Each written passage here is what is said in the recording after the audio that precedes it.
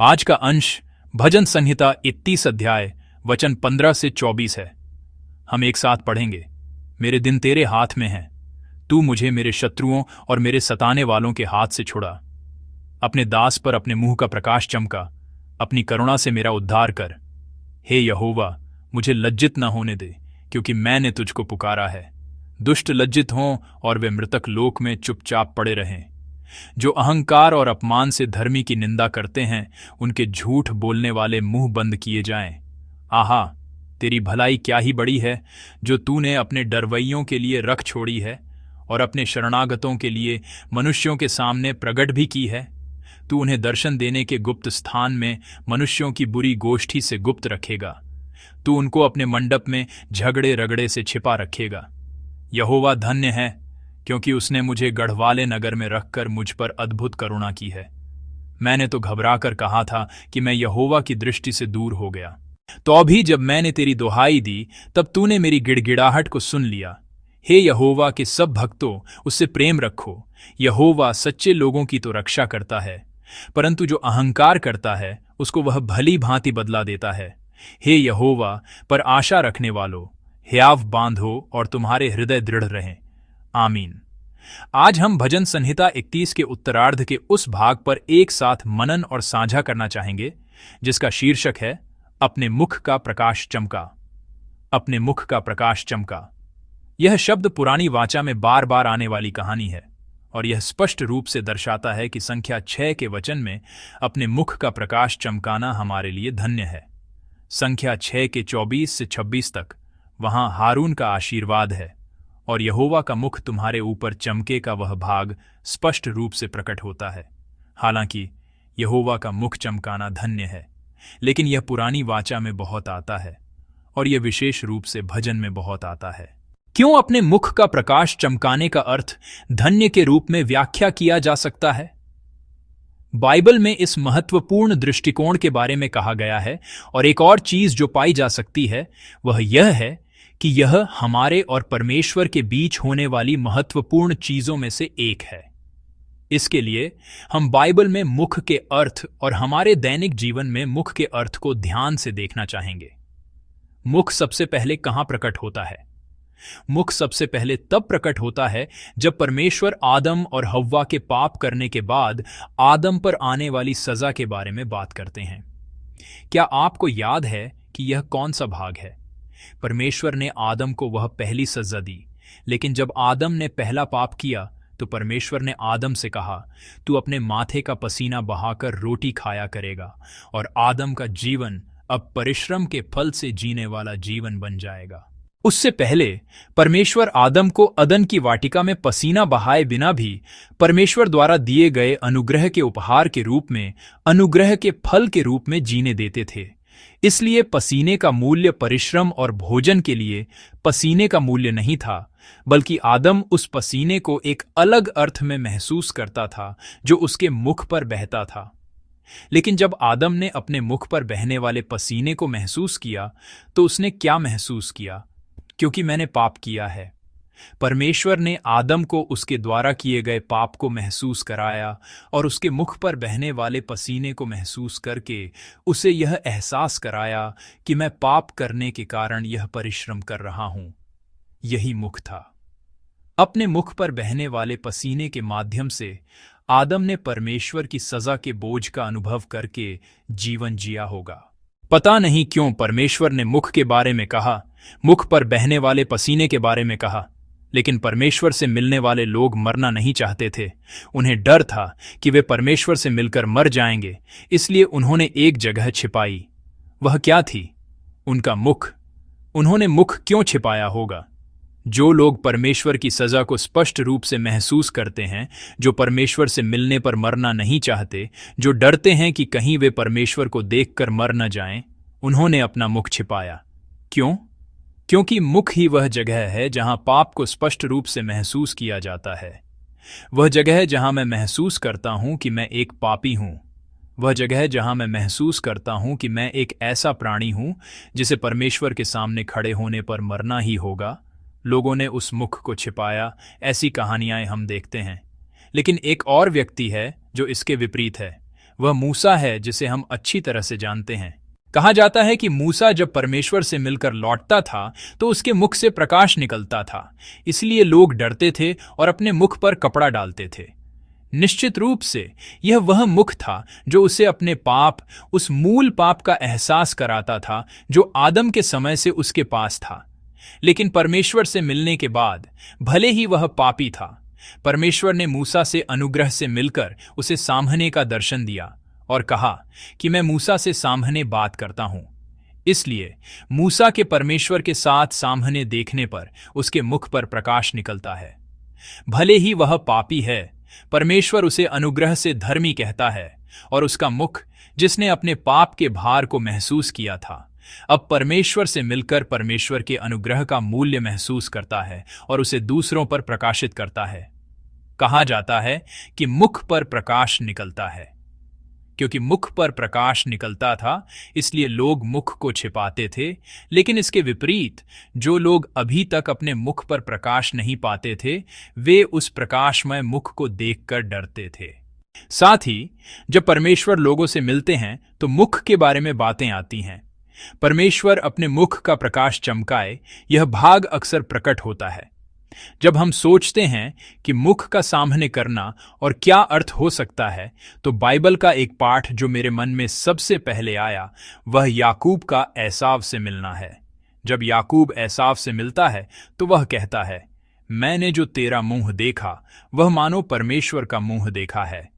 जब उसका भाई दूर से आ रहा था तो जब उसका भाई पास आया तो उसने कहा, मैंने तेरे मुख को देखा और वह ऐसा था जैसा मैं परमेश्वर का मुख देख रहा हूं।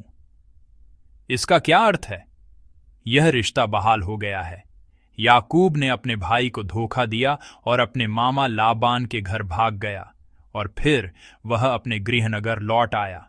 लौटने पर जब वह परमेश्वर से मिला और परमेश्वर से आशीर्वाद मांगने के लिए जूझने के बाद अपने भाई से मिला, तो उसने अपने भाई का मुख देखकर कहा कि अब मेरे और मेरे भाई का रिश्ता परमेश्वर के अनुग्रह के माध्यम से हल हो गया है। हम फिर से रिश्ता बना सकते हैं। और इस अर्थ में उसने कहा, तेरे मुख को देखकर ऐसा लगता है जैसे मैं परमेश्वर का मुख देख रहा हूं। मुख को देखने में ऐसा अर्थ क्यों निहित है? तो मुझे एक कहानी याद आई। कहा जाता है 40 से अधिक उम्र होने पर अपने मुख की जिम्मेदारी लो। ऐसी बात क्यों है? कहा जाता है कि 40 से पहले लोग अपने माता पिता से विरासत में मिले मुख से जीते हैं, लेकिन वे 40 से पहले ऐसे जीते थे, लेकिन 40 के बाद उन्होंने अब तक कैसे जीवन जिया, किस मन किस रवैये से जीवन जिया, उन्होंने दूसरों के साथ कैसा व्यवहार किया, यह मुख पर प्रकट होता है। इसीलिए जब आप किसी के मुख को देखते हैं और वह 40 से अधिक है और थोड़ा क्रूर दिखता है, तो वह व्यक्ति वास्तव में क्रूर होता है। अगर कोई मुख थोड़ा अनाड़ी लगता है तो वह व्यक्ति अनाड़ी होता है। मुख का सामने करना अपने भावों को प्रकट करते हुए अपने इरादों और हृदय को प्रकट करना भी है। और 40 से अधिक होने पर मुख का सामने करना अपने पिछले जीवन को दिखाना भी है। 40 से पहले लोग अपने भावों को अच्छी तरह से छिपा नहीं पाते हैं। 40 से पहले बहुत से ऐसे लोग हैं जिनके भाव पढ़े जा सकते हैं, भले ही वे क्रुद्ध हों और उन्होंने जीवन में कई बार अनुभव किया हो। लेकिन 40 के बाद वे अपने भावों को अच्छी तरह से प्रकट नहीं करते हैं। विशेष रूप से कोरियाई लोगों के लिए भावहीन मुख से सामना करना बिल्कुल भी आसान नहीं है। लेकिन भले ही कोई भाव न हो, हम उनके मुख पर अंकित समय के निशानों से उस व्यक्ति को पहचान सकते हैं। दुनिया के लोग इसे चेहरा पढ़ना कहते हैं और हम इसे आत्मा की आंख कहते हैं। इस तरह मुख का सामने करना मेरे हृदय को प्रकट करने का एक तरीका है और यह मेरे पिछले जीवन को प्रकट करने का एक तरीका है। इसलिए आजकल ऐसे लोग हैं जो अपने मुख को मोजेक करते हैं या किसी भी तरह से अपने मुख को छिपाने की कोशिश करते हैं। और आजकल मुख के अधिकार के बारे में भी बातें होती हैं। क्यों? क्योंकि मुख के भीतर उनकी पहचान स्पष्ट रूप से प्रकट होती है। जब परमेश्वर हमारे साथ सामने का व्यवहार करते हैं तो वह इसके समान होता है। यह परमेश्वर के हृदय को प्रकट करना भी है। यह परमेश्वर की पहचान को दिखाना भी है। हमारी 5 इंद्रियां और छठी इंद्री होती है ना? लेकिन मुख में ऐसे अंग होते हैं जो आगे की ओर होते हैं। आंखें हैं, नाक है और कान है, और एक मुंह भी है जो आगे की ओर बोलता है। कहानी क्या है? परमेश्वर का हमारे मुख की ओर देखना यह है कि परमेश्वर अपनी आंखों से देखते हैं, अपनी नाक से सूंघते हैं, अपने कानों से सुनते हैं और बोलते हैं। बेशक परमेश्वर के पास हमारे जैसा मुख नहीं है, लेकिन मानवीकरण करके हम इसकी व्याख्या इस प्रकार कर सकते हैं कि परमेश्वर हमारी परवाह करते हैं। इसे परमेश्वर हमारी ओर देखते हैं, हमारे शब्दों पर ध्यान देते हैं और हमारे शरीर की छोटी छोटी सुगंधों को भी सूंघने की कोशिश करते हैं। हमारी ओर उनका ध्यान के रूप में व्यक्त किया जा सकता है। इसलिए मुझे लगता है कि दाऊद ने आज के वचन में परमेश्वर से बात करते समय पद 21 में इस प्रकार कहा है, यहोवा धन्य है क्योंकि उसने मुझे गढ़वाले नगर में रखकर मुझ पर अद्भुत करुणा की है। परमेश्वर का मुझ पर प्रेम मुख का प्रकाश चमकाने के रूप में प्रकट होता है। हमारे विश्वास में अंधविश्वास होता है। यह ऐसा विश्वास है जो केवल यह दे दो वह दे दो कहता है। यदि वे इसे नहीं देते हैं तो वे भगवान नहीं हैं। अंधविश्वास के साथ यह विनती है, विश्वास है, लेकिन दूसरी ओर हमारा ईसाई विश्वास है जो परमेश्वर की इच्छा का पालन करने की कोशिश करता है। यह मेरी इच्छा नहीं बल्कि परमेश्वर की इच्छा है। उसमें क्या निहित है? प्रेम निहित है। परमेश्वर, मैं तुमसे प्रेम करता हूं और मैं जानता हूं कि तुम मुझसे पहले से ही प्रेम करते हो, इसलिए मैं इसे परमेश्वर से मांगता हूं। लेकिन क्योंकि तुम मुझसे प्रेम करते हो, तुम पहले से ही जानते हो और मेरी आवश्यकताओं को पूरा करते हो, और मुझे विश्वास है कि तुम मुझे अपने प्रेम में और भी बेहतर चीजें दोगे। वह स्वीकारोक्ति उसमें निहित है। क्या बच्चों से प्यार करने वाले माता पिता उन्हें वह सब कुछ देते हैं जो वे मांगते हैं? वे ऐसा नहीं करते हैं।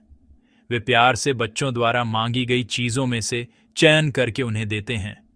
हमारे पास यह विश्वास है कि क्योंकि परमेश्वर हमसे प्यार करते हैं, वे भी हमें चुनकर देंगे। वह विश्वास कहां से आता है? यह मेरे परमेश्वर से प्रेम करने की भावना से आता है। इसलिए दाऊद पद 23 में इस प्रकार कहता है, हे यहोवा के सब भक्तों, उससे प्रेम रखो। मेरे और परमेश्वर के मुख का सामने करना यह है कि दाऊद अब इस व्यक्ति के साथ अपने ज्ञात रिश्ते के भीतर सबसे अच्छा रिश्ता व्यक्त करते हुए प्रेम से कहता है कि परमेश्वर मुझसे प्रेम करते हैं, और क्योंकि मैं परमेश्वर से प्रेम करता हूं, परमेश्वर मुझे मेरी खतरनाक स्थिति में, मेरी कठिन स्थिति में सबसे अच्छे रास्ते पर ले जाएंगे। वह इस विश्वास के साथ भजन की सामग्री को जारी रखे हुए है। इसलिए वह सभी भक्तों को इस प्रकार पुकारता है, यहोवा से प्रेम करो क्योंकि परमेश्वर तुमसे प्यार करता है। तुम भी परमेश्वर से प्रेम करो। भक्तों, परमेश्वर तुम्हें जो कुछ भी चाहते हो उसे खुशी से भर देगा, क्योंकि वह तुमसे प्यार करता है, और क्योंकि वह तुमसे प्यार करता है, वह तुम्हें सबसे अच्छी चीजें देगा। इसलिए उस प्रेम के साथ परमेश्वर के पास जाओ। दाऊद अब कह रहा है, मुझे एक भजन पसंद है, हे प्रभु, तेरा ध्यान ही कितना मधुर है।